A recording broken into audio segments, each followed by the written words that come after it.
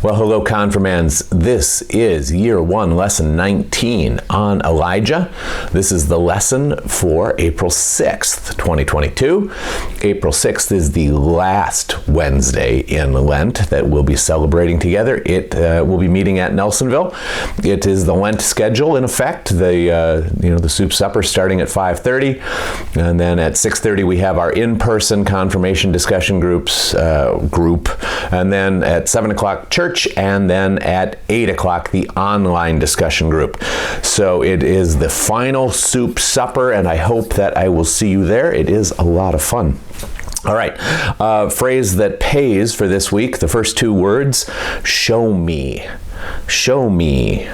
All right, now, last time we talked about Solomon, and at the end of that story, you remember that Solomon's kingdom is going to be taken away from him because he's become a thoroughly wicked dude, and that out of respect for David, God is going to let Solomon's son keep one of the tribes, be king of one of the tribes, but the other 10 will be given to someone else. You might be saying 10 plus 1 is 11. There's 12 tribes. Remember, the Levites don't have land. The Levites live among all of the other tribes. So Solomon's family keeps the southernmost tribe, which is the tribe of Judah, and the other 10 tribes wind up becoming a different kingdom. That kingdom's called Israel. So the northern kingdom is Israel, and the southern kingdom is Judah. They have their own kings, and everything goes from bad to worse. They just have bad king after bad king after bad king. You might remember that God warned the people when they said they wanted a king that this is not a good system of governance. This is not a good thing. That it will go bad, and it did. It went bad and bad and bad and bad. So Elijah is a prophet who worked primarily in the northern kingdom in Israel, and his life overlapped the king of Israel named Ahab. Now, Ahab was an awful guy. He was wicked himself, and then he went out and he found an incredibly wicked wife, Jezebel. Just think to yourself, how many little kids do you know who get named Ahab or Jezebel? Those names are poisonous. Lots of people pick Bible names. Nobody names their kid Ahab or Jezebel because they're just awful people. At any rate, they led the northern tribes, they led the kingdom of Israel into idol worship. Jezebel was a big fan of Baal and a big fan of another god named Asherah. Ahab supported her in that. He built temples for her. They bowed down to other gods. The people bowed down to other gods. It was a wicked, wicked time. So one day Ahab is out and about, and this guy stands up in front of him, and he is an odd-looking guy. He's wearing a camel hair coat. He's got a leather belt around his waist. He's unkempt, and he says to the king, there's going to be some judgment around here. God is unhappy with you. Yeah, who are you? Well, I'm Elijah, and God sent me to you, and it is not going to rain, and there won't be any dew on the ground until I commanded on behalf of God. And Ahab laughed at him. This is a crazy person. Nobody can make it stop raining, right? So Elijah goes his ways, and it doesn't rain for a few days, and then a few more days, and then after a couple of weeks, Ahab is starting to wonder, what's going on here? I really need it to rain, and it continues. And Elijah has disappeared. He's just gone.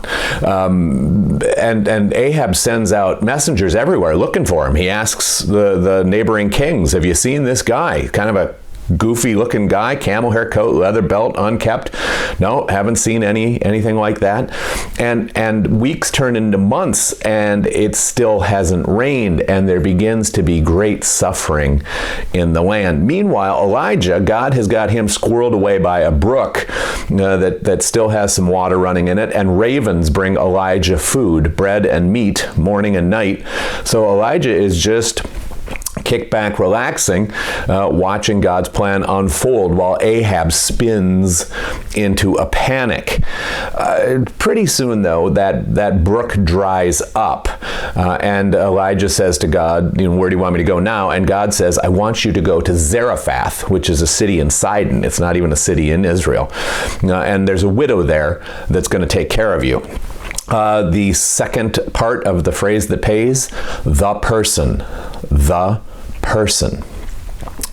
So Elijah goes to Zarephath, and when he gets there, there's an old woman. Well, I don't know how old she is. I mean, she looks old. There's a woman gathering sticks outside of town, and Elijah says to himself, I wonder if this is the widow that's supposed to take me in and take care of me. And so he approaches her, and he asks for a drink of water, and she gives him a drink, and then he says, would you please give me a little something to eat? And she looks at him kind of sideways, and she says, I'm just out here gathering sticks. I'm going to go home, and I'm going to make a little fire. I have a handful of meal, and I have a handful, or a splash of oil.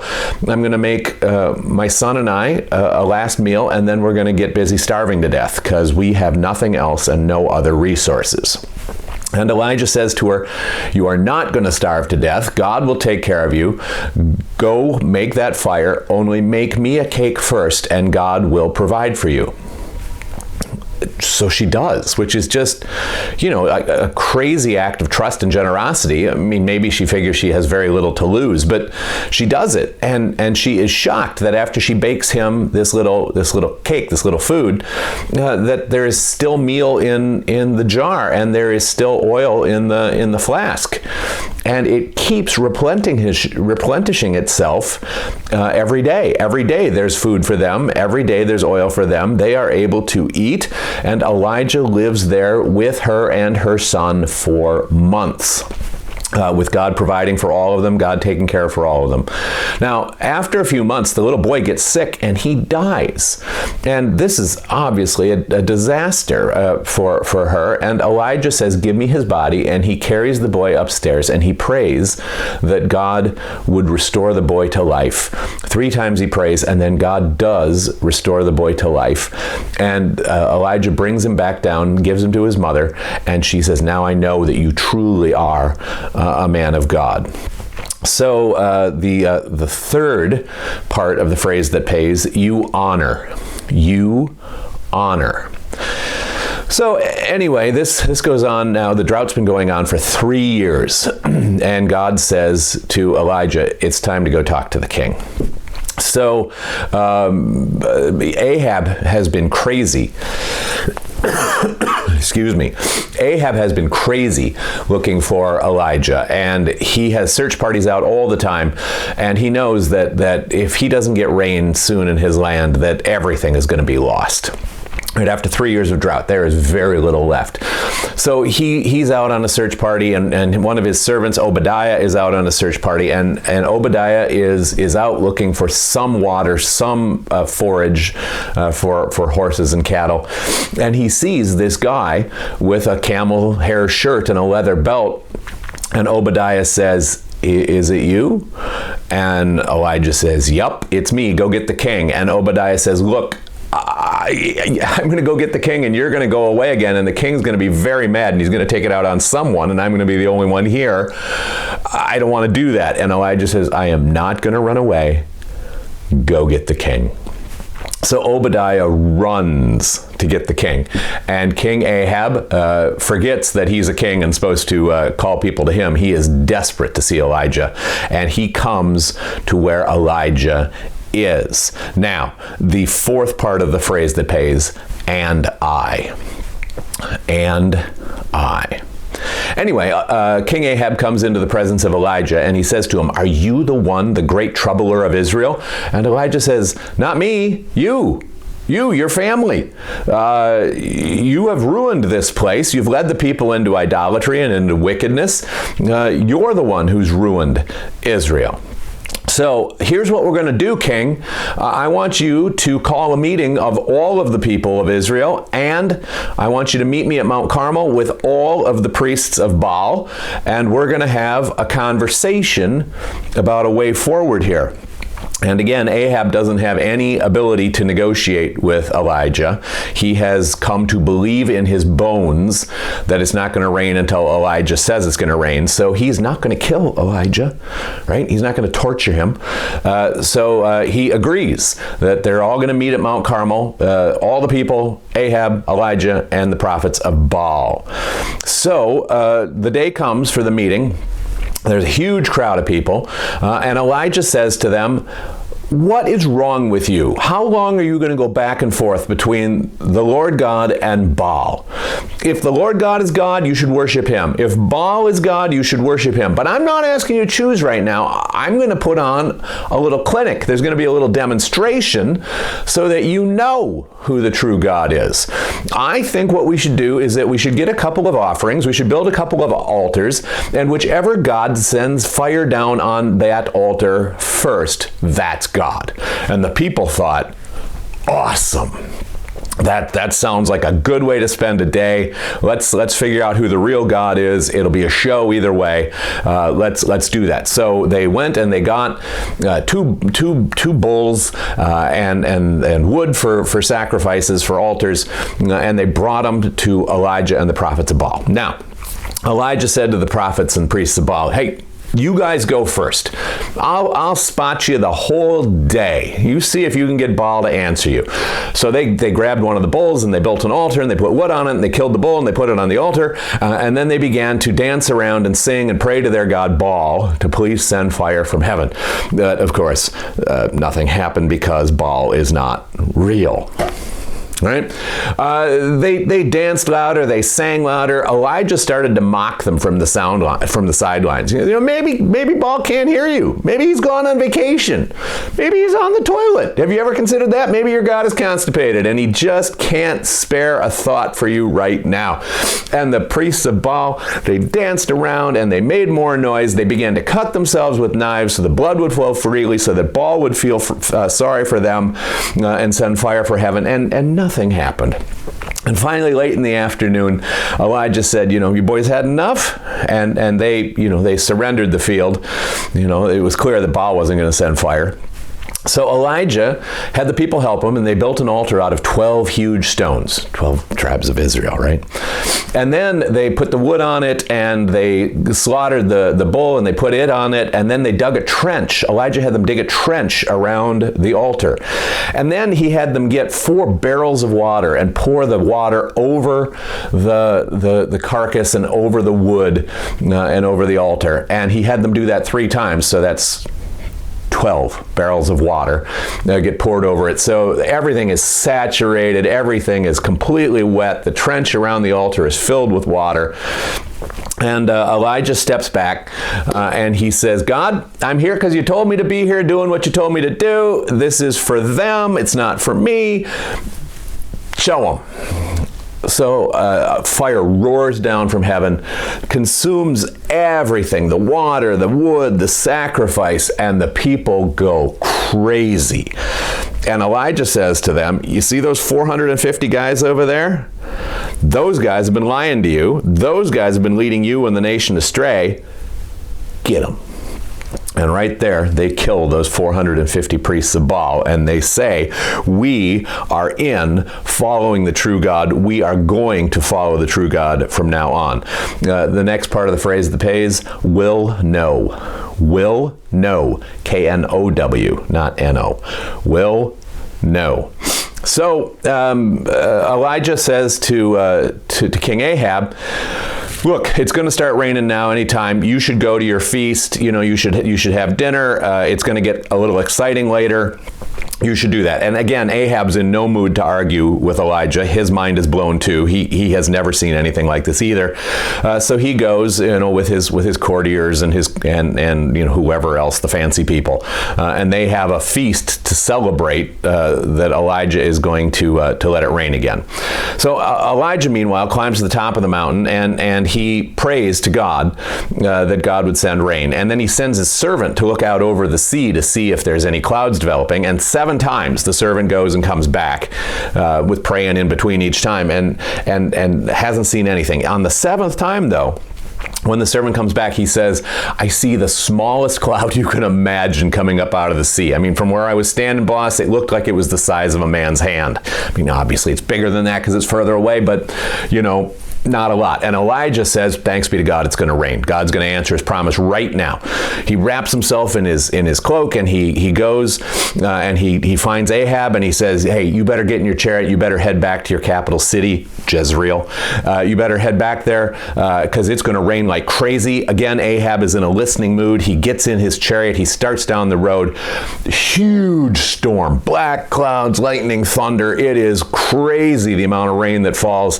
And Ahab looks out the window of his carriage and he sees Elijah running through the rain, just filled with joy, filled with power of God. So they're both headed back to the capital city. Now we don't know why Ahab just let Elijah go after all of these years. We don't know that. Maybe he was afraid. Maybe he was humbled. Maybe he had a moment of rationality.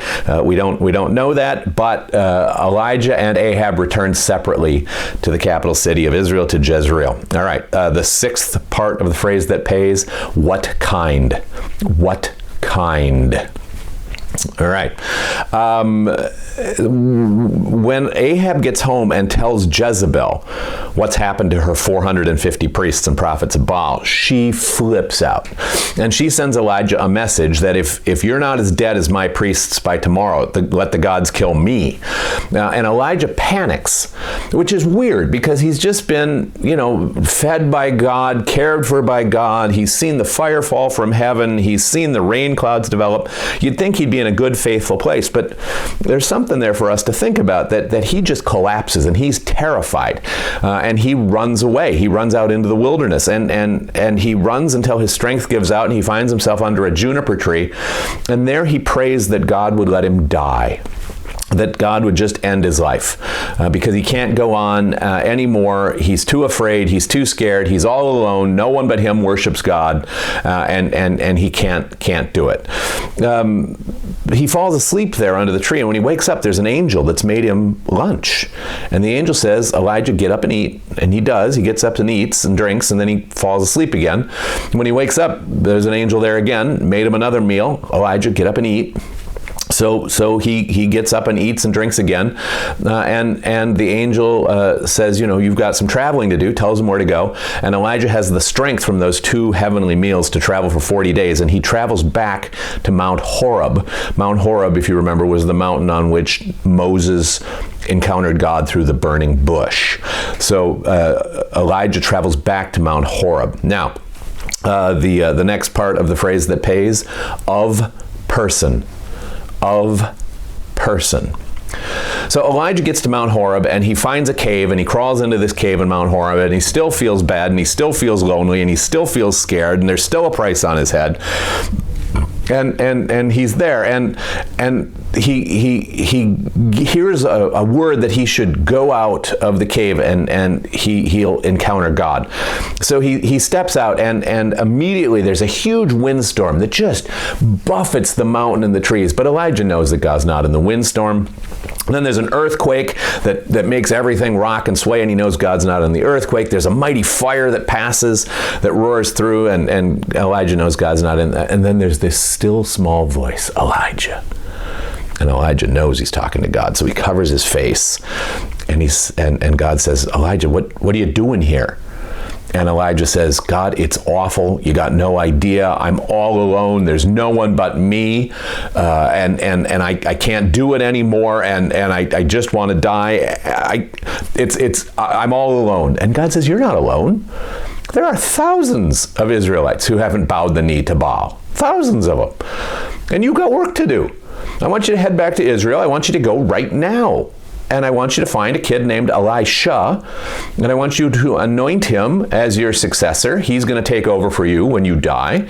And I want you to start teaching him. I want you to start getting him ready. So Elijah does exactly that. He goes back and he finds Elisha. He anoints him. Elisha says goodbye to his family in his town, and he follows Elijah around, learning from Elijah what it means to be a prophet of God. The next phrase that pays: you are. You are.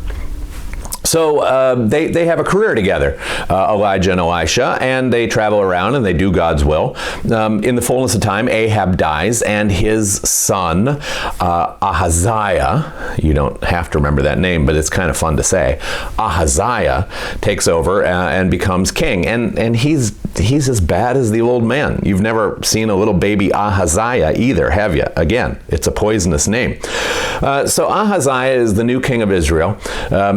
Worships idols, wicked guy, And one day he's walking around and he falls through a lattice in his palace, and he is desperately injured.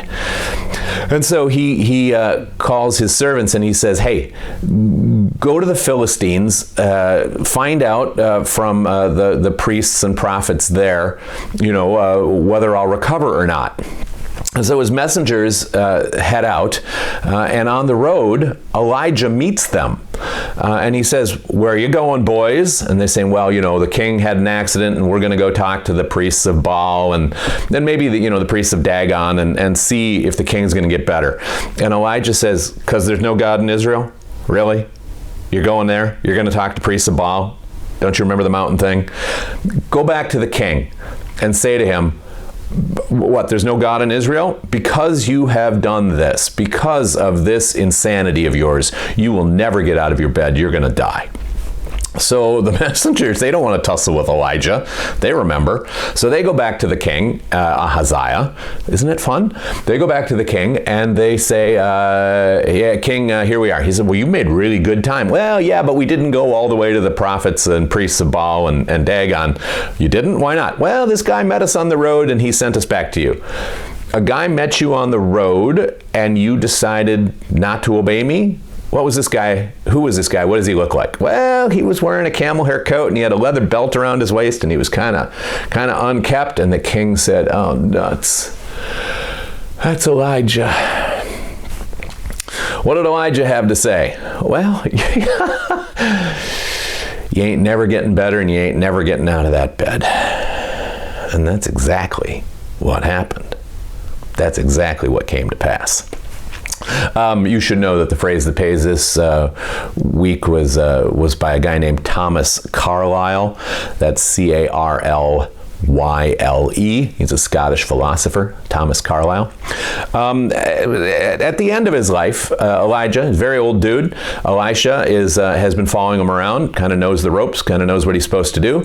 And Elijah gets a sense that it's time for him to die, and that he's supposed to walk out into the wilderness. So the two of them walk toward the Jordan River.